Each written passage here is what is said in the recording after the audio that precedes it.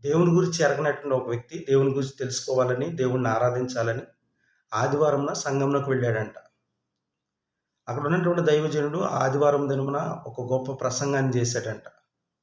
ఆ ప్రసంగం అయిన తర్వాత ఆ దైవజనుడు ఈ నూతనంగా వచ్చినటువంటి వ్యక్తి దగ్గరకొచ్చి, "ఈ దినము నేను గొప్ప ప్రసంగం చేశాను. అది ఎలా అనిపించింది?" అని చెప్పి అడిగాడంట. ఆ వ్యక్తి కాసేపు ఆలోచన చేసి, "అయ్యా, పెద్ద గాలి, భయంకరమైనటువంటి ఉరుములు, కానీ వర్షమేమీ లేదు" అని సమాధానం ఇచ్చి వెళ్ళిపోయాడంట. ఆ సమాధానం విన్నటువంటి ఆ దైవజనుడికి ఏమాత్రం కూడా ఆనందంగా అనిపించల.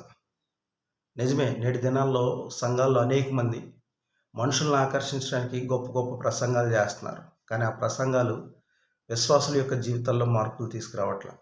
వాళ్ళు దేవుని ప్రేమను ప్రకటించట్లా, క్రీస్తు యొక్క త్యాగాన్ని ప్రకటించట్లా, మనిషి నుండి దేవుడు ఏం కోరుకుంటున్నాడో అది ప్రకటన చేయట్లా. వాళ్ళు మనిషి నుండి ఏమైతే సంపాదించుకోవాలో అవి